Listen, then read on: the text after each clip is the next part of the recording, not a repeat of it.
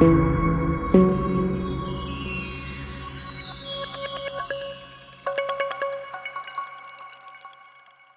Corée du Nord a envoyé un missile sur le Japon. Quand? Ah bon? Aujourd'hui. Ah bah C'est la guerre mondiale. Moi, c'est horrible, mais ça me fait rire. On ne sera pas touché. Comment vous savez? C'est écrit. Ah bon? Oui. J'ai une capture d'écran. Non, c'est vrai? Les références. La capture d'écran, juste ouvrez les yeux. Il n'y a pas plus grande capture d'écran. Ouais, c'est sûr. Mais... Comment on peut vivre encore après tant d'exil? Est-ce que c'est Oui, normal ou d'accord, pas? oui, mais après tant d'exil, mais on a été touché quand même. Il y a eu 6 millions de juifs qui ont été... Et on est toujours là. Oui, c'est-à-dire, est-ce que nous, on va être là? Oui, mais individuellement, c'est Rien que ça. tu regardes ce qui se passe avec Individuellement, les vous avez enfants. raison. Ah ouais, c'est pour ça qu'on a besoin dans d'être son celui-là. ensemble, oui, on est là. Ouais, Non, mais exactement. On a la émouna que on est toujours là, mais pourquoi on a besoin de Teilim, on a besoin de Tfilot, on a besoin de se renforcer pour que le Ham Israël ne souffre pas, évidemment. Mais on a la émouna qu'évidemment que le Ham Israël est toujours présent. Naturellement parlant, ça ne devrait pas exister. Ça. Les plus grands et les vrais journalistes, les vrais, hein, parce que là, 95% en France sont faux, d'accord? Les vrais de chez vrais, ils seront pro-Israël. Pourquoi?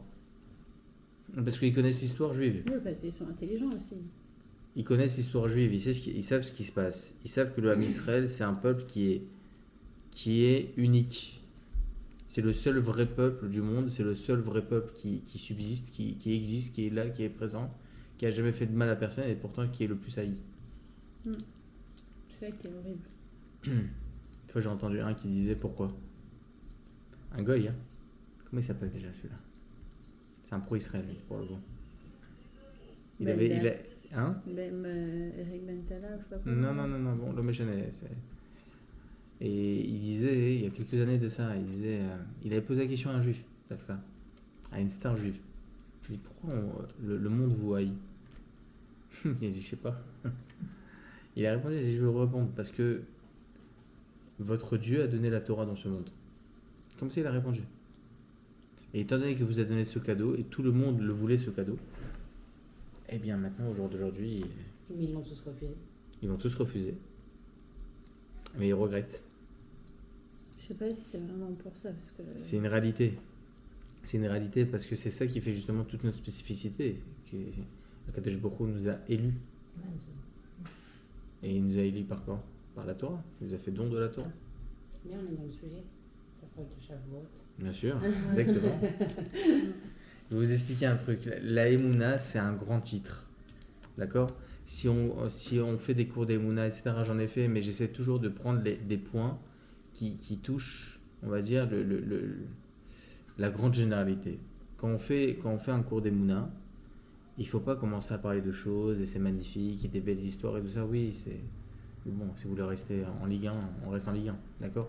Moi, je vous dis que lorsqu'on prend un sujet tel que la Emouna et le Bitachon, il faut savoir le prendre et le développer. Lorsque vous prenez ça, d'accord? Lorsque vous prenez ça, il faut automatiquement regarder les choses qui nous sont proches de nous. Pas besoin d'aller trop loin. Combien de fois je vous ai parlé par exemple du corps humain? D'accord? Est-ce qu'il y a besoin d'aller plus loin que ça? Non, c'est sûr. Lorsqu'on est en bonne santé, Baruch Hashem, il faut remercier Akadosh Baruch Hu pour ça. Lorsqu'on voit tout ce qui se passe, et je vous assure que c'est une réalité. Les Chayalim, ils pourront vous le dire. Des Nissim Viniflaot chaque jour. Ah oui, non, mais c'est bien évidemment. Des Nissim Viniflaot chaque jour. Ah, j'ai oublié de mettre. Des Nissim Viniflaot chaque jour. Je remercie, c'est grâce à une personne qui m'a dit. Non, mais tous les Chayalim qui partent, tous les trois. Attendez, une petite En seconde. plus, ils sont tellement déterminés de dire. Ah ouais.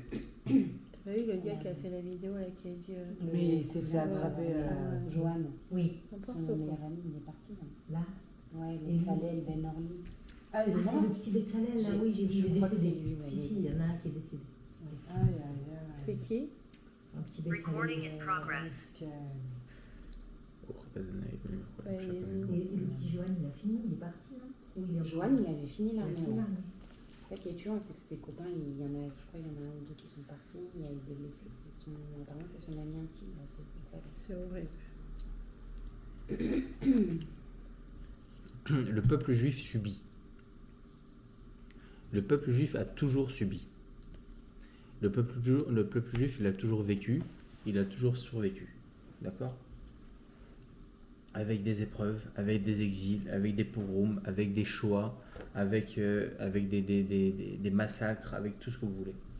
D'accord ? Le fait est qu'on soit encore là, évidemment, il faut continuer à évoluer, il faut continuer voilà, Bezrat Hashem, à faire des tfilotes, etc., pour que le Ham Israël puisse être protégé. Mais on est là. On est là. Si vous étudiez un peu notre histoire, c'est pas possible qu'on soit encore là. Oui, c'est sûr. C'est Mais pas comme possible. elle disait, individuellement, c'est. Là, c'est pour ça les tfilotes. Pourquoi alors les tfilotes ? Pourquoi les tfilotes ? C'est un bouclier, la tfila. C'est un aura autour de la personne. D'accord ? Autour d'un khayal, autour de nos khayalim, autour du Ham Israël. C'est ça les tfilotes. Ça, je vous l'avais dit depuis le début de la guerre. La tfila, ça protège. La tfila, le renforcement, tout. Un teilim, n'importe. Regardez la force du teilim. Quand on étudie la Torah, on essaie de comprendre les textes. D'accord ? Lorsqu'on prend une Gemara, on étudie le texte, on essaie de le comprendre, on le décortique, on le met en squelette le truc pour qu'on puisse comprendre. D'accord ? C'est ça l'étude de Torah. Lorsque vous prenez un livre, vous le lisez, et vous comprenez ce que vous êtes en train de lire. Et pourtant, Teilim, est-ce que vous vous êtes déjà posé la question ? C'est quoi la force de David Ameller d'avoir écrit un texte que seule sa lecture nous protège ? Est-ce que vous vous êtes déjà posé la question ? C'est quoi le Teilim ? Juste une lecture. Moi, lorsque je lis une Gemara, d'accord, et je lis comme ça et je la finis, ben non, je peux pas faire un sioum. Non, il faut que je puisse avoir compris chaque mot, chaque terme, etc. Une étude de Torah, c'est ça. Et pourtant, David Ameller, il a écrit un texte que seule sa lecture, je me répète, protège. D'où ça vient, ça ? C'est quoi cette force ? On l'a vu pour Rabbi Shimon Bar Yochai, le Zohar HaKadosh. Le Zohar, tu lis, parce que c'est tellement profond le Zohar, que c'est pas donné à tout le monde, juste sa lecture te protège. Rabbi Shimon Bar Yochai et David Ameller, c'est quoi leur force ? Je vais vous le dire, leur force. David Ameller, il écrit dans le Teilim, on a bien enregistré. J'ai plus de batterie, j'aurais bien voulu enregistrer. C'est enregistré. Non, mais juste cette la partie-là des Teilim pour mettre dans le groupe des Teilim. Bah écoutez bien, je vais vous envoyer si vous voulez. D'accord ? Il a écrit comme ça, David Ameller. C'était qui David ? L'histoire de David Ameller. Il a écrit comme ça que Shaoul Ameller, c'était le premier roi. C'était pas David Ameller le premier roi. Lorsqu'on est arrivé en Eretz Israël, avec Yoshua Benoun, etc., il y a eu quelques dizaines d'années, jusqu'à qu'on a pu prendre un roi, mettre un roi en place qui s'appelait Shaoul. Il a été évidemment promu roi par le prophète Shmuel, jusqu'à qu'un jour il devait partir en guerre contre Amalek. Avant de partir en guerre, il faut rapporter un korban, un sacrifice, Zevar Shelamim, pour que ce sacrifice-là, il soit donné à Kadesh Baruch Hu, qu'Akadesh Baruch Hu nous protège. C'est quoi le korban aujourd'hui ? C'était entre parenthèses. La tfila. Les korbanats que l'on faisait, les korban tamid que l'on faisait au Beth Amikdash, ont été remplacés par Shacharit Mitra Arvit. Donc chaque tfila que l'on peut faire, pour nos Chayalim, par exemple, ça c'est une petite parenthèse, mais c'est une protection pour la guerre. C'est une protection.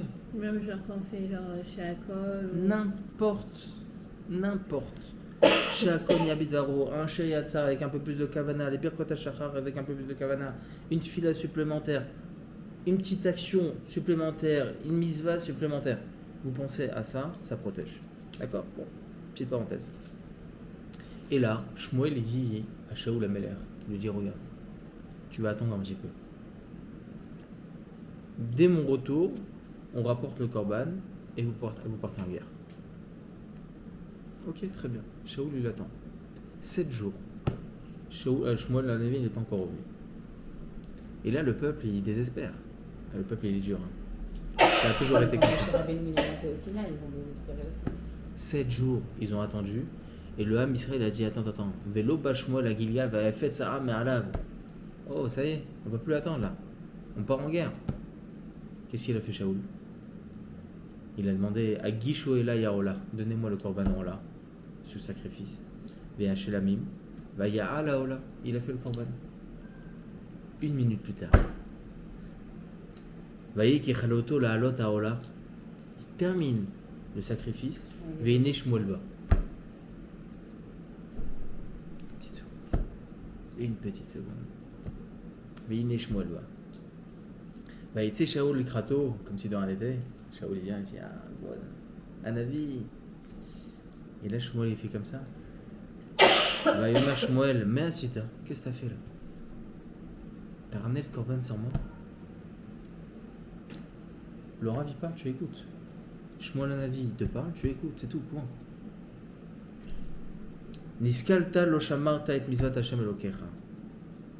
Asher tivecha ki ata echin Hashem et mamlatecha et l'Israël adolam.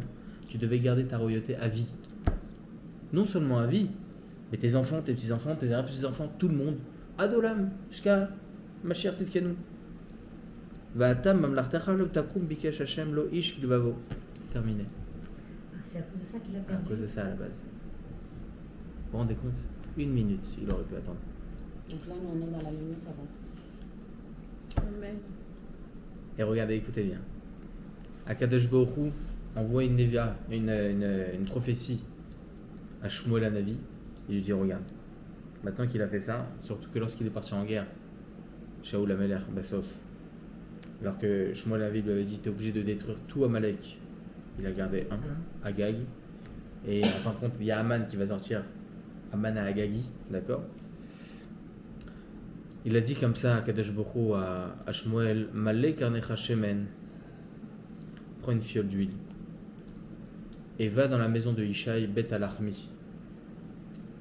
Là-bas hein, sera le nouveau roi. Va là-bas. Personne ne connaissait vraiment Ishaï. C'est qui celui-là? Ishaï de la maison de Bethléem. Et en fin de compte, on connaît tous l'histoire qui va se passer entre Shaoul Amelech et David Amelech, le conflit perpétuel entre les deux. Non, c'est moi le roi. Non, l'autre c'est moi le roi. Non, c'est moi le roi, etc., etc. Ils vont se chamailler à vie entre Shaoul Amelech et David Amelech. C'était la parole d'Akadosh Baruch Hu, mais Shaoul ne voulait pas accepter ça. Avant que l'on commence l'histoire de David Amelech, David il était inconnu au bataillon, d'accord? C'est moins qu'on puisse dire. Shaoul à ce moment-là, hein, il s'est passé quelque chose. Shmuel Hanavi, donc il demande, il part dans la maison de Ishaï. Il faut savoir que lorsque Shmuel Hanavi il arrive à Bethléem, le prophète arrive en ville, le Ham Israël arrive. Bethléem. C'est Bethléem. Ouais. Je sais pas si c'est Bethléem ici, je sais pas. C'est pas. Si, Je sais pas du tout comment j'en vois. Bah, Raphaël Imenu, il était là. Ah c'est ça, exactement. c'est Oui ça. c'est ça exactement. Bethléem Yehuda, oui c'est ça. Des fois, j'imagine ça, je me dis, mais en fait, tout ça, ça s'est passé là, Incroyable. là où on habite. Donc ça, c'est chez nous. Exactement. Ah bah bien sûr. C'est à nous. Ah bah bien sûr. Bethléem. Mais bien sûr. Oui. C'est On quand leur a même donné. incroyable que là, l'histoire qu'on est en train de raconter, C'est là. c'est là, genre à côté Ouais. d'Aroma. Moi, je suis sûre qu'elle. Shmuel Hanavi il est passé par Baba Saleh. Voilà, c'est ça. Non, mais c'est quand même incroyable de se dire. Des fois, je me dis ça, je me dis, on a Rachel Imenu ça. En vrai, il y avait là, il y avait Yosef Hatzadik, il y avait Yaakov Mais Avinu, c'est- il y avait. C'était là. Imaginez-vous un instant que lorsque vous marchez dans la rue, pensez que juste en dessous il y a un peu peut-être leur pas. D'accord? Shmuel Hanavi, Yosef Hatzadik, Rachel Imenu. Mais moi, je suis sûre que Rachel Imenu, elle nous protège du fait qu'elle soit Bah, à côté. évidemment. Donc, Elle a tous écrit. les Arabes, tous les fous qu'il y a autour. Mais Akadosh Baruch Hu, il a fait en sorte qu'elle meure sur le chemin à Rachel Imenu pour qu'elle puisse protéger la porte de Jérusalem. Comme ça, c'est écrit dans le Midrash. Mais je suis sûre que c'est même un exemple, les tzadikim qu'il y a au Maroc, comme c'est qui, c'est Rabbi Chaim Pinto. Ouais, Chaim Pinto et tout. Je suis sûre qu'il y a, c'est- Bah, bien sûr, ils sont là en tant que protecteurs. Ouais, voilà, c'est ça. Ah, mais évidemment. Évidemment. Alors écoutez bien l'histoire.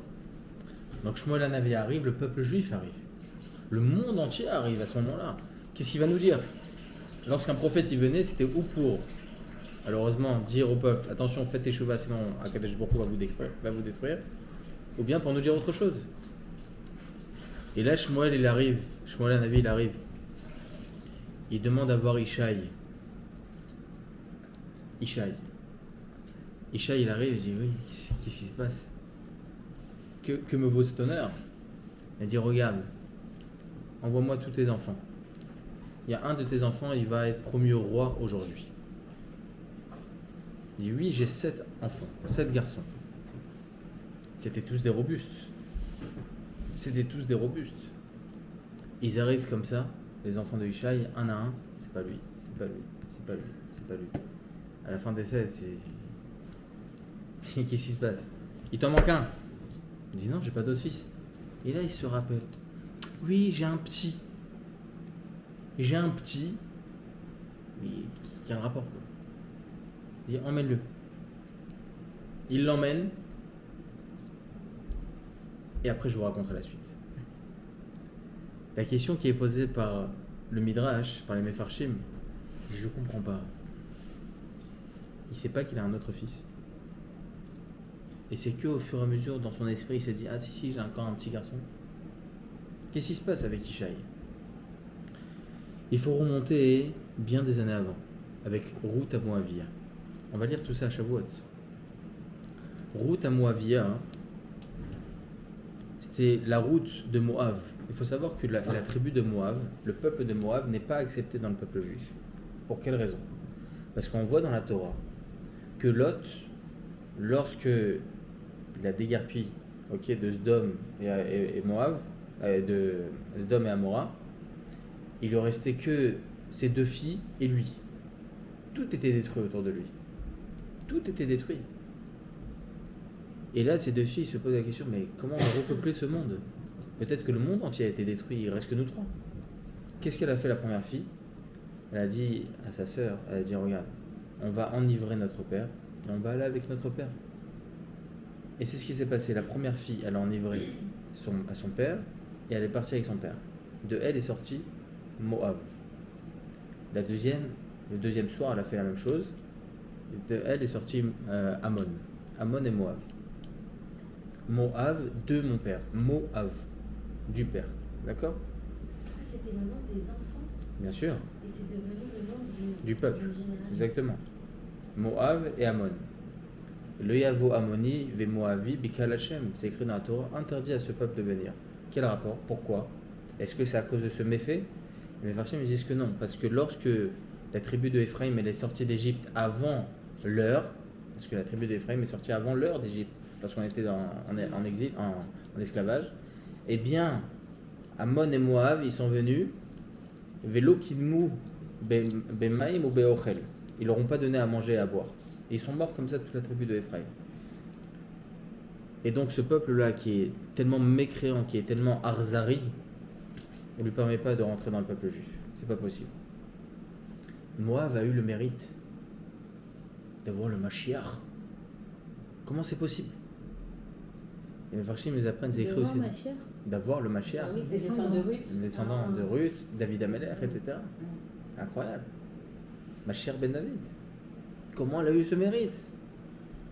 On voit que Béhémet, tous les grands sont sortis de peuple là, de cette façon. Boaz, le descendant de Tamar. Exactement. D'accord. Non, exactement, Tamar. Tamar et ensuite Ruth, effectivement. En fait, ce qui s'est passé, je vais vous expliquer un peu l'histoire. C'est que. On est en train de faire l'arbre général. Oui, je vais vous faire l'arbre général. La suite de Ruth. C'est exact. Non, Tamar, c'est la suite et je vais vous raconter l'histoire. Moab et Ammon, donc des filles de Lot, sont sortis ensuite Tamar. D'accord? Tamar, c'était justement une des descendantes de Moab et Ammon. D'accord? En fait, ce qui s'est passé, c'est que lorsque elle était mariée au fils de Yehuda, parce que Yehuda, le fils de Yaakov, était marié, il avait des enfants, et un de ses enfants était marié avec Tamar. L'un, il est mort, l'autre, il meurt, et ensuite, donc, Tamar, elle est de côté. Tu vas attendre le petit bébé qui arrive. Mais elle savait pertinemment que allait sortir d'elle le Mashiach Tzidkenu. Alors, qu'est-ce qu'elle a fait? Elle s'est déguisée d'accord? Et elle est partie avec Yehuda. Lorsque Yehuda s'est rendu compte que sa belle-fille, elle était enceinte, il dit, oh, tu dois attendre mon fils. Comment ça se fait que tu es enceinte? Donc il a dit, Chaya Mita, on va la tuer. On est obligé de la tuer. Ils vont pour la tuer, et jusqu'à qu'elle fait montrer les simanim, la bague, etc. Bon, on va pas rentrer dans tous les détails. Le bâton, exactement, mais c'est vrai. Le bâton, la bague, etc. Il dit, voilà, ça t'appartient. Il a eu honte à ce moment-là, évidemment, Yehuda, et il dit, je peux pas la tuer. Et de elle est sorti Peretz et Zerach, d'accord? Qui en fin de compte, Mais c'était pas des mamzerim. c'était pas des Parce que mamzerim. leurs enfants, leur mari était mort. Elle pensait que si maintenant elle allait partir avec le troisième fils, il allait mourir aussi. Donc elle était sûre et certaine qu'elle devait partir avec Yehuda. D'accord? Et elle a fait ça, les Shem Shamaim. Elle a fait 100% ça, les Shem Shamaim. Bon, c'était des tzadkaniyot inimaginables, de toute façon. Tout ça. De toute façon, il faut bien savoir une chose. Hein. Et c'est pas parce que je suis face à des femmes. Hein. Le peuple juif, il a vécu grâce à ces grandes tzadkaniyot. D'accord? Bien évidemment. C'est pas un ridouche. Top. Alors, je reviens à l'histoire de Ruth. Ruth, on connaît tous l'histoire, elle a suivi sa belle-mère, d'accord? Elle a suivi sa belle-mère. Toujours chez sa belle-mère. Toujours suivi sa belle-mère. Et ensuite, ils arrivent à Bethléem. Beth Alachmi, vous vous souvenez? Isha et Beth Alachmi. Donc ils arrivent à Bethléem. Et là, sa belle-mère, Naomi, elle dit à sa belle-fille Ruth, elle dit, regarde, va dans le champ de Boaz. Boaz, c'est mon cousin, ok, c'est ma famille. Va là-bas, c'est le grand riche, et chez lui, tu pourras au moins un peu manger quelque chose, tu pourras, voilà, subvenir un peu à tes besoins. Et là, elle se rend là-bas, elle se démarque des autres femmes parce qu'elle est tellement sniout, Ruth. Et là, Boaz se rapproche petit à petit d'elle, et il lui raconte que il faut savoir que lui, il est d'avis que c'est pas les Moabiotes qui ont l'interdit de rentrer dans le peuple juif. Les Moabiotes, les femmes de Moab, ont le droit de rentrer dans le peuple juif, ont le droit de se convertir. Moab, homme, interdit. Moabiotes, oui. Pourquoi? Il dit Boaz, parce que ce ne sont pas des femmes qui ont fait ça contre la tribu de Ephraim dans le désert, ce sont que des hommes. D'accord? Bon, le méchanet. Lui, il est de cette opinion. Et donc, Ruth, elle dit, regarde, moi j'ai envie d'avoir des descendants. Ok? J'ai envie d'avoir des descendants. Boaz, il dit, moi aussi, ma femme, elle a une diphtéra, et j'ai rien du eu la tout. prophétie qu'elle savait que d'elle Elle savait, allait bien sortir sûr. le machin. Bien sûr, elle savait tout ça. Elle savait que tout ce qu'elle faisait, c'était les Shem Shamaim. Et là, Boaz, il dit, regarde, moi je ne peux pas. Parce que normalement, celui qui doit te prendre, il y a un étage avant, en réalité, c'est celui qui siège au Beddin, il s'appelait Tov, d'accord? Et c'est celui qui est plus grand, c'est le Gadolador. Demain, je vais au Sanhedrin et je vais proposer mon idée par rapport à cet halakha que moi je pense c'était un Gadol aussi, Boaz. Moaviv et le Moavite, etc. Et là, le lendemain matin, il va là-bas. Tov n'est pas d'accord avec cet halakha et dit, regarde, moi je suis mévater, prends-la toi si tu veux. Et on sait ce qui se passe. Boaz, le soir, se marie avec Ruth. Le lendemain matin, il décède. Et pourtant, il avait 400 ans, Boaz. 400 ans. Le Safek qui reste, il subsiste parce que Ruth, elle tombe enceinte et sa progéniture devient Oved. Oved, Olid et Ishaï. Ishaï, Olid et David. D'accord? On connaît tous ensuite la suite.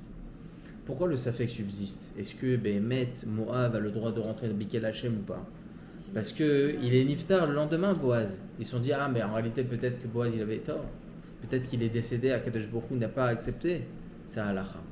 Donc, ça fait qu'il a toujours subsisté. Et en fin de compte, lorsque Ishaï lui aussi, c'était un tzaddik. Mais Tachles, il est sorti d'une Moabite. Donc, lui, il s'est quand même marié avec une tzaddika. Elle s'appelait cette tzaddika, hein. D'ailleurs, si vous voulez appeler une de vos filles Bezrat Hashem, ce nom, c'est une grande tzaddikette. Parce que grâce à elle, on a eu David Ameller. Elle s'appelait Nitzevet Bad Adael. Je sais que c'est un nom un peu difficile. Nitzevet Bad Adael. C'est un peu compliqué. Et cette grande tzadikette, vous allez voir combien elle était tzadika. Nitzevet Bad Adael, c'était la femme de Ishaï. Quand il a vieilli, Ishaï, il avait déjà eu 7 garçons. Il s'est dit, j'ai quand même ce truc-là en moi. Peut-être que j'ai pas le droit d'être avec une juive. J'ai pas le droit, peut-être que j'ai pas le droit. Donc il s'est détaché de sa femme et a dit, j'ai plus de relation avec ma femme. Il s'est détaché. Et qu'est-ce qu'il a dit? Il s'est dit, regarde, moi j'ai envie de prendre comme épouse une femme qui je suis sûr et certain que ma progéniture sera juive. Il a pris quoi? Il a voulu prendre qui? Une servante kénaanite. Kénaanite, donc une Goya.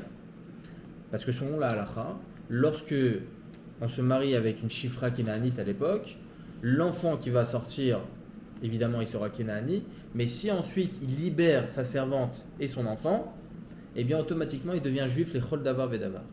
L'homme, L'homme, exactement, le garçon. Non, pas lui, Pas la femme, l'enfant. l'enfant et la femme. la femme aussi. La chifra Ah bon? aussi, elle devient juive. Ok. Tout le monde devient juif, conversion, tout va bien, nickel, propre. Donc il s'est dit, c'est la seule façon que je peux sortir de moi une progéniture juive. C'est ce qu'il a voulu faire. Il dit ça à sa chifra, à sa servante. Mais cette servante, elle aimait tellement la femme de Ishaï, Nitzevet Badadael, elle est partie lui dire. Elle est partie lui dire. Elle a dit, regarde, Ishaï, ton mari, il m'a demandé de faire ça, etc. Mais moi, je t'adore, je ne peux pas faire ça. Et je te donne les simanim, comme Rachel et Léa, vous vous souvenez? Comme Rachel et Léa. Il lui a donné les simanim. Nitzevet Badadael, elle va avec son mari Ishaï, sans qu'il le sache. Elle part dans la nuit. Il ne l'a pas vue, d'accord? Elle part dans la nuit et elle tombe enceinte. Lorsqu'elle tombe enceinte, Nitzevet Badadael, Ishaï se dit, attends, t'es encore marié avec moi? Et Chétiche, ce qui va sortir de toi, il est mamzer. Terminé. Terminé les mamzer. Elle dit rien. Il n'y avait pas la sota à l'époque. C'est quoi ça? Il y a toujours le safek. On peut pas, il faut qu'il y ait des témoins. Un témoignage. Sans Ah, témoignage, c'est il ne peut avec pas y avoir. toi. Sans témoignage, il ne peut C'est rien quoi avoir. ce temps? Ça, c'est quand la femme, elle boit l'eau avec le chameau et forage. Ouais, on va pas rentrer dans ça. Non, ouais, c'est sûr, mais c'était parce que ça aurait, Ouais, c'est vrai. ça aurait pu C'est vrai. être une façon de dire si l'enfant C'est vrai, mais il faut mamzer ou faire pas. vraiment un témoignage. Et on ne peut pas dire une femme près Shalom sans qu'il y ait un témoignage. Et donc elle dit rien. Pourquoi elle dit rien? Pourquoi elle n'a pas dit non, non, c'était moi? Elle n'a pas voulu faire de la génération sur sa servante. Vous vous rendez compte? Elle n'a pas voulu dire c'est ta servante qui m'a donné les simanim, etc. Vous vous rendez compte? Une kénaanite pour ne pas faire de la shonara. Et donc, elle a été mise de côté aussi, elle, Nitzevet Badadael. Et qu'est-ce qui est sorti d'elle? Le petit David. Et les autres? Ou Non, les autres, ils étaient sortis avant. Les 7 premiers, ils étaient sortis avant. De elle, d'elle aussi ou Bien quand sûr, ils de étaient elle là, aussi. donc il savait que c'était Tout le monde était de... Tout le monde était de la même femme. Tout le monde était de la même femme. Mais lui, il ne savait pas. Isha, il pensait que ce petit garçon-là, C'était un le petit mamzer. David, c'était un mamzer. D'accord? Donc il l'a mis de côté complètement. Vous vous rendez compte, juste pour vous expliquer qui était, c'était quoi le ressenti de David, c'est que lorsqu'il passait le petit David et on entendait le voisinage qui était en train de se disputer tout ça, un père pouvait dire à son fils, attention, parce que demain tu pourras devenir comme le David le bâtard. Vous vous rendez compte? C'était Kiilou, comment on appelle ça? Le sobriquet. Oui, mais l'insulte de l'époque. C'était l'insulte, tu vas devenir comme le petit David. Le chien qui loue. Et ça pendant 28 ans. 28 ans. Qu'est-ce qu'il fait David pendant 28 ans? Il est berger. Ishaï, son père, il savait pas. Ishaï, il l'a mis en tant que berger dans les montagnes et dans les forêts. Pour quelle raison? Pour pas le voir. Non seulement pour pas le voir, mais aussi il avait en tête, Ishaï, il s'est dit, j'espère qu'il va être tué par les ours et par les lions. J'espère au moins, on m'enlèvera cette épine du pied. Et on connaît tous la force de David Ameller. Il a su soudoyer des ours et des lions, comme ça c'est écrit dans le Midrash. Et il est jamais mort. Et pendant toute cette période-là, qu'est-ce qu'il fait David? Il se rapproche d'Akadosh Baruch Hu. Et il écrit les Tehillim. Pendant toute cette période, il écrit les Tehillim. Et les Tehillim. Merci à Kadosh Baruch Hu pour tout ce que tu me donnes. Mizmor le Toda, etc., etc. Pendant 28 ans, t'es mis de côté, t'as personne. Ni le Gadol Israël est avec toi, ni ton père, ni ta mère. Personne n'est avec toi. Pourquoi Youssef? Elle est mise de côté, Tachles. Elle est là, oui. Mais elle est un peu mise de côté par le monde entier. D'accord?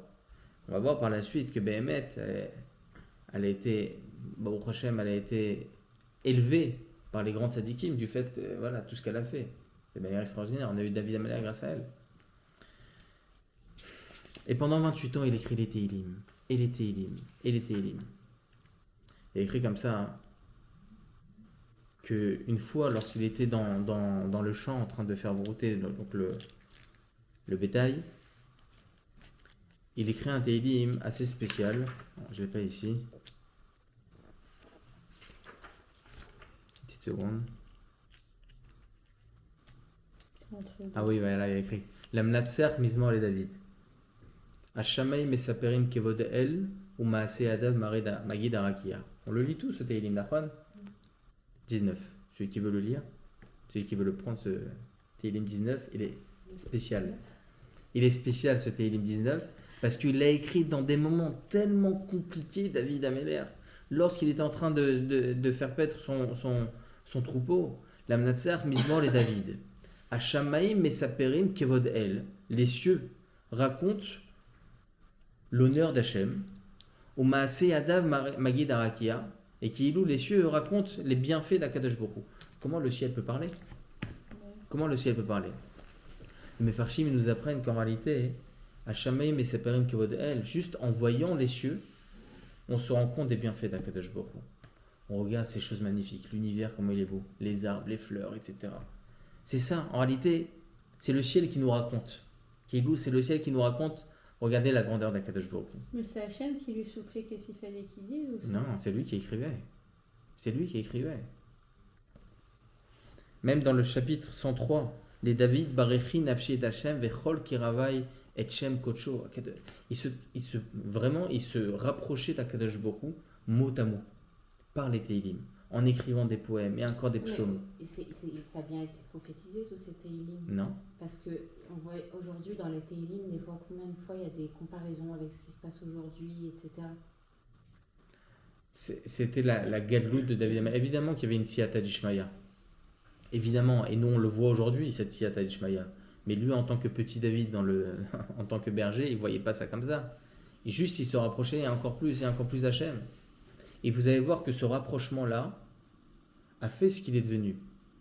Il faut savoir que l'humilité d'une personne fait qu'il devient grand par la suite. Il faut savoir que Rabbi Ezra Atia, le maître de Maran Rabbeinu Ovadia Yosef, le maître du Rabben Sion Abba-Shaul, le maître de tous les Gdolim, d'accord? Rabbi Ezra Atia, on ne l'a pas entendu. Qui est-ce qui a déjà entendu des histoires de lui? Une fois, sa femme, elle a eu des problèmes de bras. Ah, j'ai entendu. Elle n'avait pas de bras et son mari, il n'a jamais vu. Il était marié avec elle, il n'a jamais vu qu'elle n'avait pas de bras. Non, c'est pas ça. Pas ça. C'est pas le même. Non. Vous C'est connaissez pas le- cette histoire? Non, Ouais, trop bien. vous me la raconterez. Ok. Eh bien, une fois, le médecin il lui dit, on est désolé, mais on est obligé de couper le bras. Et il dit, pour pas que ça se répande, etc., la maladie, on est obligé de couper le bras. Et là, Rabbi Ezra Atia, la veille de l'opération, il étudie une Gemara. Il étudie la Gemara avec créchec extraordinaire. Et là, il s'endort dans son limoud. Et il voit dans son rêve le Maharsha. Le Maharsha, c'est un des Gdolé en l'âme, des commentateurs de la Gemara. C'est lui avec les cheveux. Exactement. Alors, le Maharsha, effectivement, il avait des cheveux longs. Il se les accrochait sur le mur pour ne pas s'endormir dans son limoud la nuit.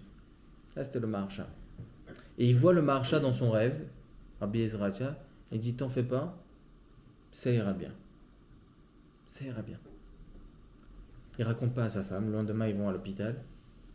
Il commence à lui faire donc les premières piqûres pour l'opération. À l'endormir, Rabbi Ezra Atia tout le temps avec son télim, il prie à Kadosh Baruch Hu.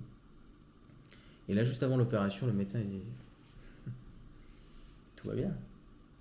Tout va bien. Et qu'est-ce qu'on fait? On l'a endormi. Qu'est-ce qu'on fait? On l'a endormi. Il dit, bah oui, on va la laisser se réveiller. Voilà, tout est revenu, tout va bien. On a fait les radios, tout va bien. Ils vont voir le rêve, tout se passe bien. Il n'était pas étonné. Elle se réveille. Elle appelle son mari. Elle dit, Ezra, pourquoi tu m'as pas dit? Il dit, de quoi? Que le Maharsha est venu dans ton rêve. Il dit, mais comment tu sais? Il dit, moi aussi je l'ai vu quand j'étais endormi. qu'il était venu te voir, etc. Les Gdolor Olam. Et ça, il y a combien de temps? Il y a 100 ans? 80 ans? Pourquoi je vous raconte cette histoire? Parce que l'humilité de Rabbi Ezra Hattia a fait toute sa grandeur. Lorsque Maran Rabbeinu Ovadia Yosef il a écrit ses livres, Yabi Omer, ça a fait la grandeur de Maran, c'était ça. Yabi Omer, c'est responsable. Il va voir plein de Gdolor Olam. Alors à Veldinberg pour des Askamot et pour des Askamot, plein de Gdolor Israël. Et ensuite, il va voir son maître. Il dit Kvod Harav, j'ai besoin de votre approbation, j'ai besoin de votre bracha. Il dit, je te fais pour une condition. Une condition et je t'écris. Il dit, Kvod Harav, bien sûr, c'est quoi la condition?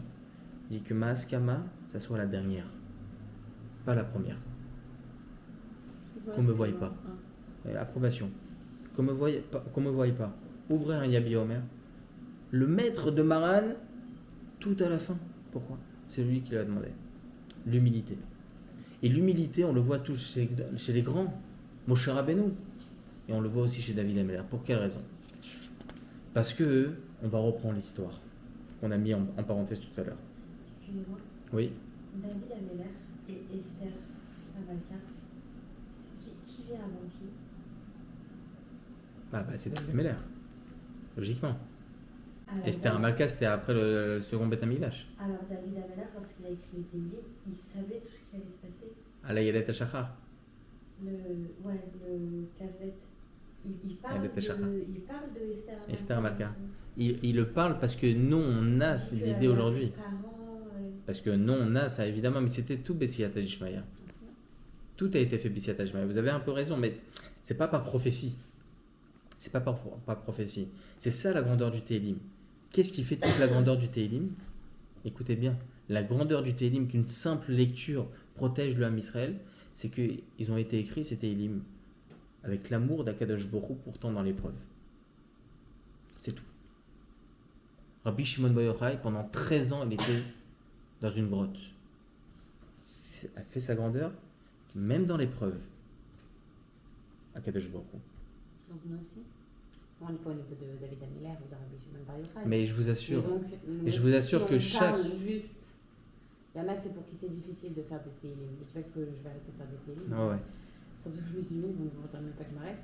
Mais le fait juste de parler avec amour, avec Hachem dans l'épreuve, ça pourrait avoir le même impact. Mais il n'y a même pas de Télim. question à se poser, Birlal.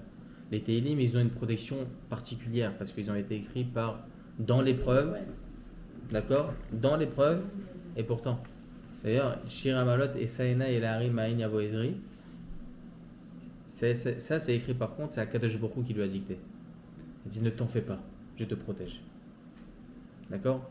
Donc il y a vraiment, évidemment, vous avez raison, il y a des Siyata Ishmaya, il y a Ruach HaKodesh et tout ça, mais lui il a écrit en toute naïveté, en toute humilité. Il a écrit l'amour d'Hachem pendant ces moments-là. Et donc, je reviens à l'histoire.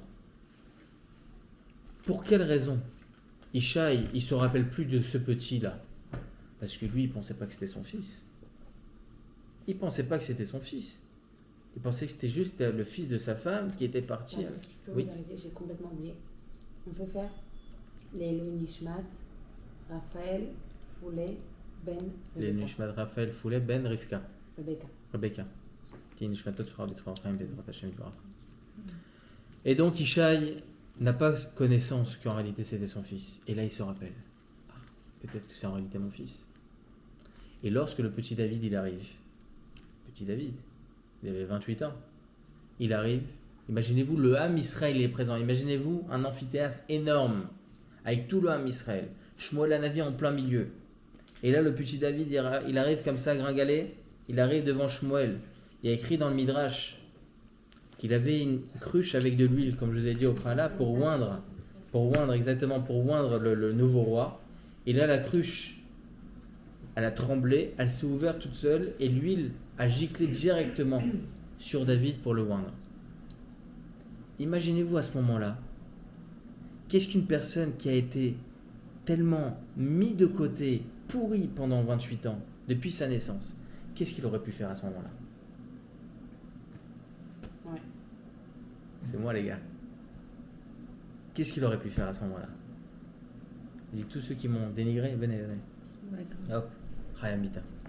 Qu'est-ce qu'il a fait David à ce moment-là? Vous savez ce qu'il a fait? Un Tehillim. Il a écrit un Tehillim. Vous savez lequel? Vous voulez que je vous le dise? Vous allez le prendre maintenant. Le Tehillim 131. C'est lequel?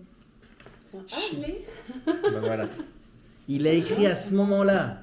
Bah non, c'est moi. Ah, c'est vrai. David Amelech, il a écrit 136. à ce moment-là ce Tehillim. C'est quoi le Tehillim? Shir Amalot le David. Lo gava libi. Chas v'shalom, j'ai pas de gava. Velo ramu enai. Mes yeux ne se sont même pas levés. Velo ilarti bigdulot. Je me suis pas pris comme un grand à ce moment-là. Au bénifleot, mais méni, car comme si que toutes les nifleot viennent de moi. Chas v'shalom. C'est pas moi, c'est toi Hachem. C'est toi Hachem. La grandeur que tu m'as donnée, c'est pas la mienne, c'est la tienne. Et c'est que pour toi. Ils disent Chazal, Lo gava libi, c'est écrit dans le Midrash Rabbah. Besha'a shishmuel mashach oti le melech. Au moment où Shmuel la vie m'a rendu roi, Lo gava libi. J'ai pas eu de gava à ce moment-là, je te le promets Hachem. Peimat lev achat, etc. Lo haïta les David. Imaginez-vous, son cœur, c'est même pas un peu, elle est un peu plus rapide. Rien du tout. Rien du tout. Lo peima achat yoter ve lo peima achat pachot. Rien du tout. Aucune gave. Zéro gave. Le rapprochement qu'il a eu avec Hachem pendant tant d'années, son rapprochement et voilà, il s'est collé avec Akadosh Baruch Hu pendant tant d'années. Il a tellement mis toutes ses épreuves pour Akadosh Baruch Hu que même lorsque Akadosh Baruch Hu l'a relevé de ses cendres, eh bien, lo gava libi. Aucune gava. Aucune gava. Voilà la grandeur, mesdames, de David Amelech. Voilà la grandeur. Pour quelle raison? Le fait juste de lire un Tehillim. En tout cas, c'est sûr qu'il n'était pas marocain. Pourquoi? Le Marocain, Je comprends un peu, mais j'ai pas envie de le dire, moi. Non, elle est marocaine, je crois. Mais- Ouais. Marocaine, hein. Attention, hein. Moi, je parle des hommes marocains. Non, mais attends, il était un petit peu tunisien aussi. Il y a l'huile qui a carrément Ah sauté ouais, sur c'est lui. vrai. C'est vrai. Non, mais je pense pas que ça existe des juifs qui ont vraiment de la gave. Ah, quand Je même. pense que c'est. si. Ah bon? Ah bah grave.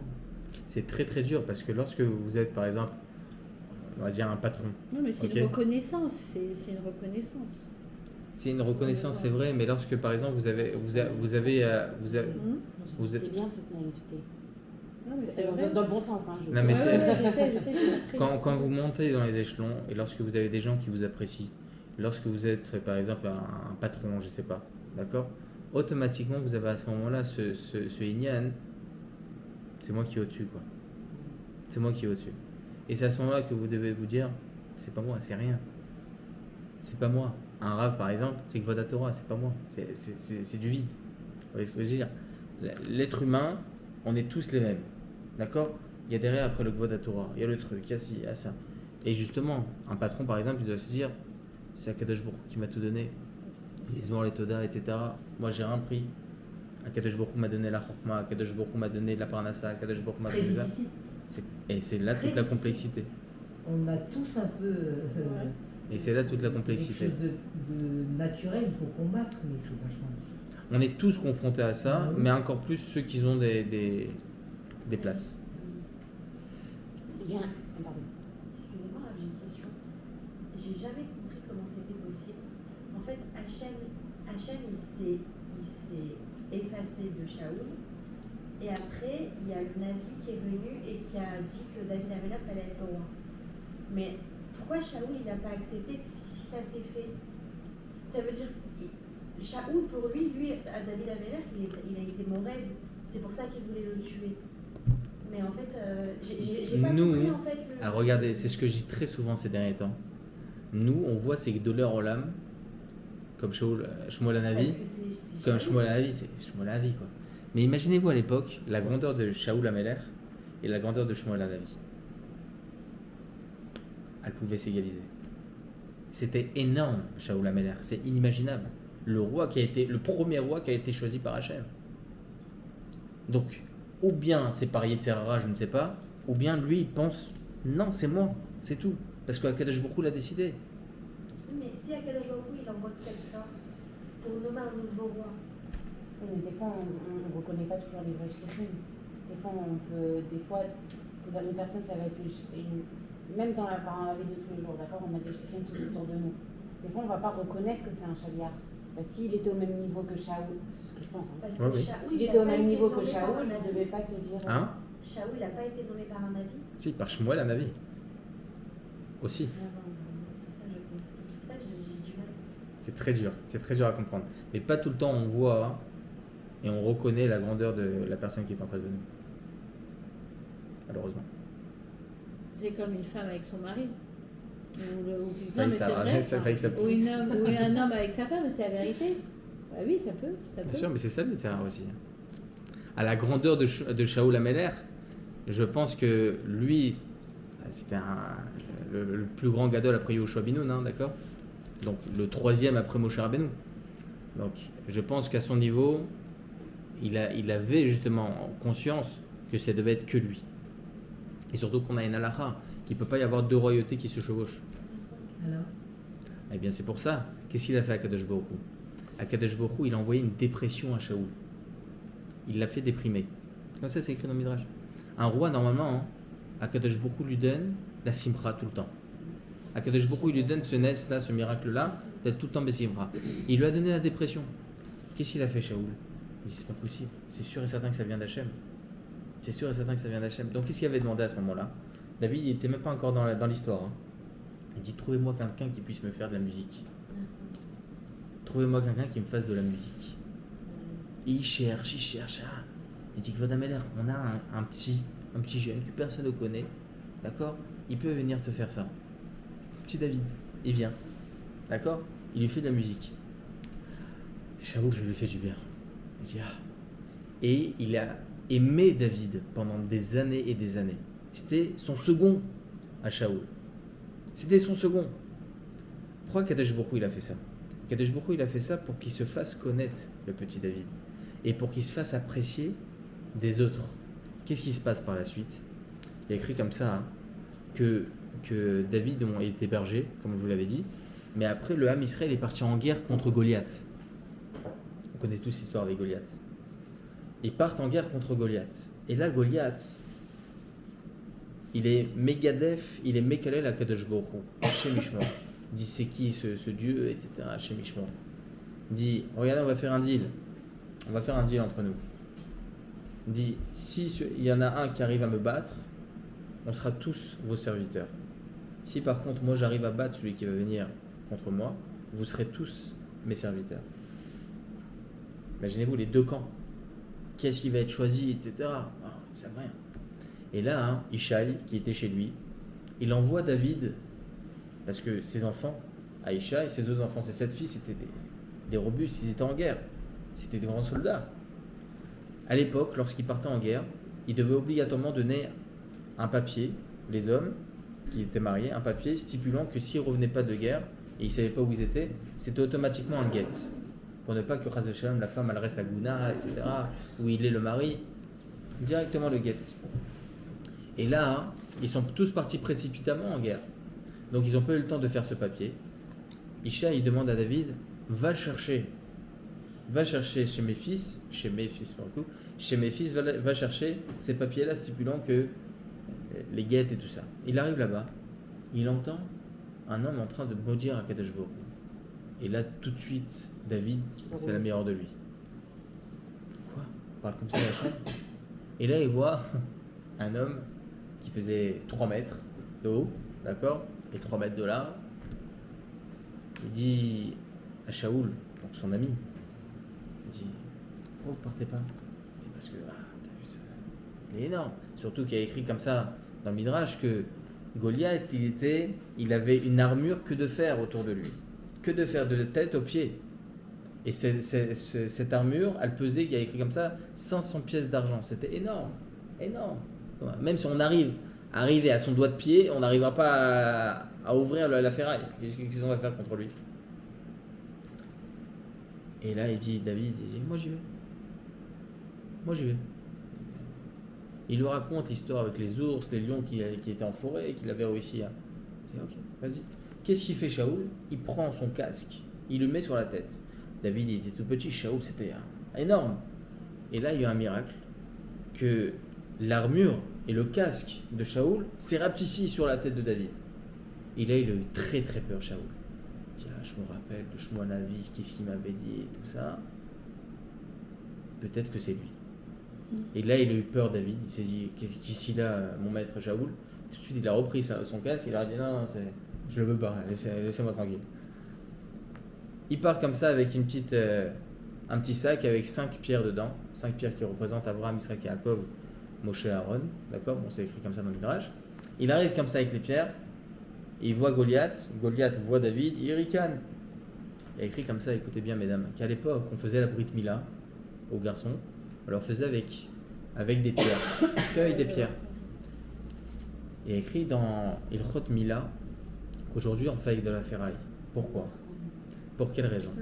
Parce que David, lorsqu'il a jeté la pierre, Akadosh Baruch Hu, il a fait un miracle que la pierre, elle a parlé à la ferraille de la muraille de Goliath, dit sépare-toi et tu auras un grand mérite. Elle s'est séparée la muraille, la ferraille, elle s'est séparée et la pierre, elle est tombée directement dans le front, elle est rentrée dans le front de Goliath et Goliath, il est tombé comme ça en avant. On sait aussi que c'était un miracle pour ne pas que David marche, parce que c'était le roi. Le vrai roi, pour ne pas que David marche jusqu'à la tête de Goliath. Non, ça arrive jusqu'à tes pieds et là tu lui coupes la tête. Voilà le miracle de ce qui s'est passé avec David. Akadosh Baruch Hu, il a fait tout ça pour que David il se fasse reconnaître aux yeux des gens. Aux yeux des gens et aussi aux yeux de Shaoul. Et donc Shaoul, il avait des doutes à ce moment-là. Est-ce que Béhémet, c'était réel, ce qu'il avait dit Shmuel Hanavi, etc., etc. L'histoire de David Ameller, c'est extraordinaire. De toute façon, on peut rester... Ça, j'allais vous demander, il n'y a pas, parce que j'avais demandé, il n'y a pas dans les éditions de Yosef Deutsch, là, les Midrashim et tout, de David Ameller. Il n'y a pas? Non, ils n'ont pas fait. Il n'y a pas un livre du même style avec plein de Midrashim dedans, de toute l'histoire de David Ameller? Je ne connais pas. Je peux essayer de voir. C'est extraordinaire, ça. Tout ce que je vous raconte, c'est l'étude du Navi. Tout ce qu'il a vécu. Bah oui, c'est ça. Ah, c'est magnifique. C'est l'étude. Tout ce que je vous raconte, c'est l'étude du Navi, etc., avec les Midrashim, etc. Mais en tout cas, voilà la grandeur du Tehillim, mesdames. Voilà la grandeur du Tehillim. Lorsqu'on lit un texte... Hein? Je sais que Dieu me pardonne, mais ça prend énormément de temps. Moi qui sais pas lire en hébreu, quand je fais en phonétique, je parle directement avec Hachem, je ne cache pas. Bah très bien. C'est quoi le problème? Hein? C'est quoi le problème? Non, mais ça veut dire, Akadosh Baruch Hu, il voit pas. Vous savez qu'Akadosh Baruch Hu, il voit pas une phrase, il voit des lettres, c'est tout. C'est tout. Il prend les lettres et c'est lui qui les compose. D'accord? C'est tout ce qu'il fait Hachem. Donc vous en faites pas, vous priez avec vos mots, c'est pas grave. Oui, c'est ce que je fais. C'est pas grave. Mais en tout cas, c'est pour vous dire la grandeur du Tehillim, car le Tehillim, il a été écrit pendant des épreuves difficiles pour David. Et pourtant, dans les épreuves difficiles, il a dit à Kadosh Baruch Hu, je t'aime. Voilà, c'est tout. Lamnatser, Mizmor les David, Mizmor les Toda, Shir Hamot et Saena il Ari, Ba'in Yavo Ezri, Kadosh Baruch Hu, c'est que toi. Donc en réalité, toute la force du Tehillim, c'est l'écriture pendant l'épreuve, la parole pendant l'épreuve, faire montrer à Kadosh Baruch Hu qu'on l'aime même pendant l'épreuve. C'est fou comment Hachem il aime qu'on lui dise merci, on t'aime, on t'aime. Bah ça démontre justement, c'était votre question en préambule, c'est l'aïmouna. C'est ça toute l'aïmouna, c'est-à-dire que l'on comprenne que l'épreuve c'est Hachem qui nous l'a envoyé, les tovatenu, pour notre bien. Et à partir de ce moment-là, on dit à Hachem merci. Vous voyez ce que je veux dire? Et c'est ça David Ameller. C'est ça toute la vie de David Ameller. Toute sa vie, ça s'est pas arrêté pour lui. Hein. Ça s'est pas arrêté. Et pourtant, il a toujours aimé Hachem. Vous vous rendez compte que en pleine forêt, lorsqu'il est de tous les côtés, il se fait éclater, d'accord? Eh bien, il dit à Kadosh Baruch Hu, je viens de me rapprocher de toi. Il voit un cheval, il apprend du cheval comment dormir. Il apprend que le cheval, il dort pas plus que 60 souffles, ok? Et c'est ce qu'il va faire. Il va se lever toutes les Chatzot Laïla comme un cheval. Le cheval, lui, il s'allonge jamais pour dormir, il reste toujours debout pour dormir. Et c'est ce qu'il fait David Ameller. Toute sa vie, il apprend de tout pour Akadosh Baruch Hu. Et il prie Akadosh Baruch Hu, Bechatzot Laïla, comme il y a écrit dans le Midrash et tout ça. qu'à la minuit il se lève, il prie à Kadosh Baruch Hu, il fait des télim, etc., etc. La grandeur de David, c'est de toujours évoluer, même dans l'épreuve. Et c'est ça toute sa force, et c'est ça toute la force du télim. D'accord? En tout cas, Bezrat Hashem, que par la force des télim, chez Niski et la Géoula, chez les Mav et Karov, qu'on entende des bonnes nouvelles pour tout le Ham Israël, pour nos Chayalim, et que Bezrat Hashem, on puisse avoir la Géoula chez les Mav. Amen. Amen. Est-ce qu'il y a des questions, mesdames? Je veux dire juste 2 halachot, parce que bon, je voulais faire à la base trop d'halachas, mais bon. C'est tout, à chaque fois, Akadosh Baruch Hu nous donne les mots, de dire ce qu'il faut. J'avais dit Shabbat qu'on a un din dans Ilchot Shabbat, justement, qu'on n'a pas le droit. À l'époque, il prenait des pots et il les peignait, ces pots-là, pour justement les aplanir, d'accord? Pour les rendre plats, pour les rendre neutres, bien, sans les poils ni rien. Donc il rasait les poils, il les faisait propres avec des peignes. Cet interdit s'appelle Memarek. Ouais, c'est ça. Memareach ou Memarek, c'est la même chose. Aplanir. De là, Chachamim nous apprennent dans la Gemara qu'on n'a pas le droit de prendre une pommade et de l'aplanir. D'accord? Et de la Memareach, comment on appelle ça? C'est ça le problème. C'est oindre. Pourquoi? C'est en fait prendre une substance et aplanir quelque chose. Imaginez-vous une pierre qui est un peu cabossée. On va prendre du ciment et on va aplanir. Ça, c'est le histoire de la Torah.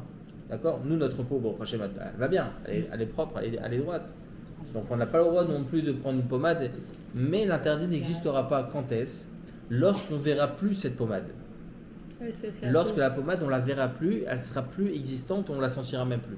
C'est pour ça que selon la halakha, on a le droit de mettre une pommade stam pour kiffer.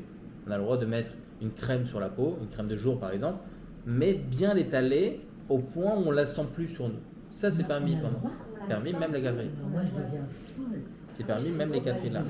J'attendais les Ah non, là, je deviens dingue. Là, On a le droit. là ça m'enlève. J'étais au séminaire. Peut-être si j'étais avec les Ashkenazim, donc, mais c'est un truc de fou, quoi. On a le droit. Mais ce qui est bien avec Ça, Ravatable, c'est qu'ils trouvent toujours le moyen pour arriver à Non, on a le droit de mettre de la C'est crème. canon. On a le droit de mettre de la Alors, pommade. ça que j'en ai j'ai jamais mis. Pour un Aujourd'hui, je vais soin, mettre c'est de la différent. crème. Pour un soin, c'est différent. C'est pas décent. Non, pourquoi? C'est permis. Ça veut dire que l'huile d'olive aussi, on peut les... L'huile, c'est 100% permis parce qu'il n'y a Je pas vais mettre de d'interdit. l'huile sur mon visage. L'huile, il n'y a pas d'interdit. On a la... Même pour bronzer. Alors là, je deviens folle. Là, c'est un truc de fou. Moi aussi, j'ai appris Moi, je sais ce que lui. au séminaire. C'est ça, Et quand après, on a. Parce que la crème... Non, jusqu'à que voilà, vous la mettez bien au point où vous savez, vous la sentez plus après. Mais vous vous rendez compte Mais pas tenter, j'ai pas un trop problème tenter. parce que Ça s'appelle pas descendre, hein, selon la halakha. Et non, c'est juste. Je suis mariée à un rabbin, alors on a Ah, tous appris. je sais. Non, mais c'est pas grave. On a tous appris à Aix-les-Bains, Ah, lui ouais. et moi. Donc après, j'avais des femmes dans ma communauté. J'avais une dame malade qui a eu la maladie et elle avait besoin de mettre de la crème. Je dis mais non, c'est à sourd. Alors, c'est Alors, pour ça que vous j'ai vous rendez précisé compte pour ce un que vous me soin. dites là, je suis embêtée comme tout. Ah bah, faut l'appeler. Là, je rigole. Ah, mais si c'est médical. Alors, si c'est médical, c'est médical. Non, je suis sfarade, mais j'ai appris Marocaine. en France. Ouais. En France, on n'apprenait pas. Alors, regardez, écoutez bien. Si c'est médical, Oui. si c'est médical, on rentre dans un autre problème que je vais vous expliquer tout de suite, mais on peut le résoudre ce problème. Non, elle avait besoin de mettre une crème de jour parce que la chimiothérapie faisait qu'elle avait la peau extrêmement sèche. Je lui dis, bah non, tu peux pas. Donc, c'était pas pour soigner. C'était pour elle, pour sa peau, pour avoir la peau un peu moins sèche. Bon. C'est pas pour Alors, soigner. par exemple, certaines fois, on a les mains sèches en Les hiver, mains par exemple, gercées, les mains ouais. gercées, c'est le même principe. Alors, écoutez bien. On a un interdit pendant Shabbat de refoua, de soigner. C'est quoi l'interdit de refoua? À l'époque, ils faisaient des potions, d'accord? Donc, ils écrasaient tout ça. Chachamim nous a dit, oh, c'est un problème d'écraser pendant Shabbat. On peut en arriver à certains Issourim. Interdit de se soigner pendant Shabbat. D'accord? Ça, c'est un Xerat Rachamim. Cette Xera-là n'existe pas lorsqu'on a commencé à se soigner avant Shabbat. Parce que même à l'époque, ils préparaient les potions avant, parce qu'ils avaient commencé leur traitement avant. Donc l'interdit n'existait pas à ce moment-là. Donc c'est pour ça que tout traitement, on a le droit de le continuer pendant Shabbat. Si vous avez maintenant cette personne-là qui avait commencé à mettre ses crèmes avant Shabbat, elle n'a pas d'interdit de continuer pendant Shabbat. Mais encore une fois, bien étalé, faire pénétrer au point qu'il n'y ait plus rien. De l'huile, il n'y a même pas de issour bichlal. Mais Parce oui, que oui. l'interdit d'étaler n'existe pas sur l'huile. L'huile, ça s'étale pas. D'accord? On se oint avec de l'huile. Aucun problème. Sauf, encore une fois, pour la rifoua, si pendant Shabbat, une personne elle se dit, ah, j'ai un peu les mains gercées, non, ça, c'est assourd. On peut Ça, pas. c'est évident. Ça, c'est Même évident, si ça. on a l'habitude de faire ça. Non, c'est un problème. C'est pas un traitement. Si c'est un traitement, oui. Alors attendez, par exemple, le réni. Quand j'ai des brûlures. Mais ça, Ah, c'est, mais ouais, ça, c'est pas un c'est traitement. dingue. C'est pas. Je vous explique. Ça, Le c'est un réni, traitement c'est pas un qui- médicament. qui a la vie, moi. C'est un confort. Le réni. C'est presque un confort. C'est même pas ça. C'est que c'est juste ça enlève un mot. D'accord, MAUX. Ça enlève un mot. MAU pour le coup, c'est un. Bah, c'est Un mal. c'est comme la réfoua, quand même. Hein? C'est comme la réfoua. Non, c'est pas la réfoua. La réfoua, c'est quelque chose qui va soigner. Un réni, ça soigne pas. Ça enlève quelque chose. C'est comme par exemple un Doliprane. C'est un antidouleur. C'est pas un soin. D'accord? Donc le Doliprane, on a le droit pendant Shabbat sans problème. Si une personne a vraiment mal, etc., on rage dedans, je ne sais quoi, aucun problème. D'accord? Comme c'est dit. Alors quelqu'un qui met qui est au soleil et qui met un Alors, truc. dans les pchites comme ça, comme vous dites, Ouais. certaines fois il y a de la crème dedans. Faites attention. Si juste vous mettez comme ça sans étaler, il y a zéro problème. Si vous étalez, il faut étaler jusqu'à. Sauf si c'est. cheat, c'est Ouais. bon. Ah, aucun problème. Zéro issour. Maintenant. C'est pas moukté. Non. Pourquoi? Puisqu'on a le droit, c'est que nous, c'est- Je sais pas, c'est pour bronzer. Par exemple, le lait. Par exemple, le lait. Ouais, mais Non, mais là, tu fais Ouais. une action pendant Shabbat. Pour bronzer. Et c'est quoi l'interdit de Non, bronzer j'ai Shabbat? dit protection. Mais non, mais on a le droit de bronzer. C'est Pour protection. C'est Et pas- l'huile bronzante, c'est aussi pour protéger la peau. Ouais. Et les enfants. Ça, on peut. Aucun problème. Alors là, je suis dingue. Là, On apprend tous les jours pour prochain.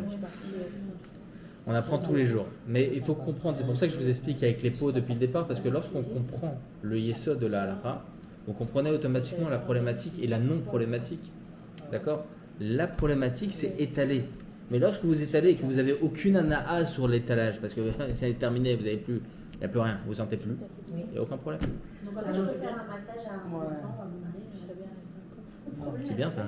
Elle a donné Alors, ça. Là, t'es mauvaise euh, idée. Genre, qu'est-ce que t'as dit? Le farage, Elle dit donc Oui. si je veux mettre Farajou. Ouais, c'est un problème. C'est un problème. Pourquoi c'est un problème? Parce que là, vous allez l'étaler. ouais, Ça et va ça pas va s'imprégner. rester. Ça va rester. Mais Et là, il y a un problème de tsauvert. Puisqu'on nous disait qu'il y avait par exemple une marque, la marque Leclerc en France, il n'y a aucune crème. Poudre dedans. libre. C'était comme ça. Oui, c'est de la poudre libre, C'était c'est ça. compact. C'était compact, c'était coloré, mais il nous disait tu le mets sur ton pinceau. Ça, il n'y a aucun problème. On a le droit. Pourquoi? Parce que dans tous les cas, ça part au bout de quelques heures. On peut mettre du farage. C'est la poudre olive, ça s'appelle la poudre olive. Allez chez Chanel, ça c'est sûr. Allez chez Chanel et chez Givenchy. Oui. Mais je crois que chez Leclerc aussi. Leclerc, je sais Je pas. Vous crois. avez dit Leclerc, on peut. Mais il faut voir si c'est écrit poudre olive, c'est-à-dire sans crème. Ça, C'est ça. Ah, voilà. La poudre C'est olive, c'est pour sans ça. crème. C'est de l'huile Oui, c'est qu'il y a ça. dedans. Ouais, mais si c'est sans, s'il y a de la crème, on n'a pas le droit.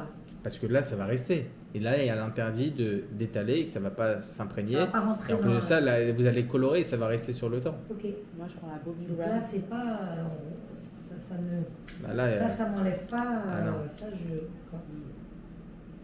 vous comprenez? Ouais. Tout La est poudre logique. olive, c'est de l'huile. Oui, j'ai compris.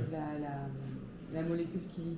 Il y a de l'huile Vous savez, dedans. quand on est coudé à la l'huile, fois, c'est autorisé. il y a des choses qu'on arrive à faire et il y a des choses qu'on n'arrive pas à faire. Parce que voilà, on a notre etc. et tout. Mais le fait de savoir que ça assourd et qu'on ne le fait pas après, est-ce que c'est pas grave? C'est vrai. Vous savez, je dis très souvent, pour ça que moi je donne un cours d'halakha normalement, que des cours d'halakha. Et c'est vrai que, voilà, des fois On on... n'arrive pas à tout faire. Mais c'est pour ça que je sais dis, que maquiller Shabbat, j'arrive pas à ne pas maquiller Shabbat. bah, faites-le avant Shabbat. Ouais, mais le samedi. Bah, il y a des hashgachot. Il y a même des rouges à lèvres avec hashgacha. Des rouges à lèvres qu'on peut mettre Shabbat. Alors ça, il faut que je vérifie parce que là, Eh c'est ben, le au rabot de mikvé, boule ils en vendent, c'est un au gadol. mikvé, ils en vendent. Il a mis sa hashgacha dessus, il faut que je vérifie c'est quoi exactement. Personnellement, ça paraît un peu bizarre. C'est de la poudre sur les Bien lèvres. sûr, Hein? il y a plein de trucs. Au mikvé, là en bas, ils en vendent des maquillages de Shabbat. Ah oui, il y a Shabbat Make-up, tout ça, mais bon, après, c'est Même juste chez une elle, marque. elle avait fait une- Ça, oui, mais ça, tu payes la marque en fait dans ça. Parce que t'as plein des poudres olives, des machins, des trucs, et c'est les mêmes ingrédients. Ok, mesdames, est-ce qu'il y a des questions? Non, c'était par rapport à la faute. C'est bon Hazak Ve'ematz. Prochain cours, on peut faire plein de la route. Oui, je sais. Ah non, j'adore la paracha. Bon, alors on fera moitié-moitié, sinon Ouais, j'ai c'est rien Ah à non, dire. mais il faut que je fasse au minimum moitié-moitié. Non, mais des histoires comme ça. La dernière Ah fois, ouais. c'était l'histoire de la Haggadah. Là, Ouais. l'histoire de David Ameller. Ça Tous les trucs captive. comme ça, c'est tellement déjà, c'est hyper intéressant Ouais. et enrichissant. Ah Et on est comme des enfants en fait. Moi, je vous le dis très souvent dans mes shiurim, c'est que ces gens-là, je les appelle ces gens parce que c'est des gens comme nous, d'accord David Ameller, Moshe Rabbeinu, tout ça. Je vais être redondant, hein, mais lorsqu'ils ont vécu tout ce qu'ils ont vécu, ils ne savaient pas qu'ils étaient en train d'écrire l'histoire juive. D'accord Ils ne le savaient pas, Je suis ça. sûre, Marianne, elle écrit l'histoire. Ah, L'histoire de la Sûrement. Tunisie. L'histoire de la Tunisie, j'ai. Ils ne savaient pas tout ça. Et ils ont réussi leur épreuve. Ils ont réussi à vivre leur épreuve, pas survivre leur épreuve, vivre leur épreuve avec Akadosh Baruch Hu, pour Akadosh Baruch Hu et du coup pour tout l'homme d'Israël. Parce que imaginez-vous David, les épreuves qu'il a eues, tout ce qu'Akadosh Baruch Hu il a fait autour de lui, etc. C'est pour que nous aujourd'hui on lise des Tehillim pour nos Chayalim. Vous vous rendez compte Il n'existe pas aujourd'hui. Hein Je suis sûre que même le plus sadique des sadiques aujourd'hui. Ah non, c'est pas possible. Enfin, moi je sais pas parce que Pourquoi pas, peut-être des tzaddik cachés. Ouais. Mon mari un jour m'a raconté l'histoire de Avshalom avec David. Ah, c'est...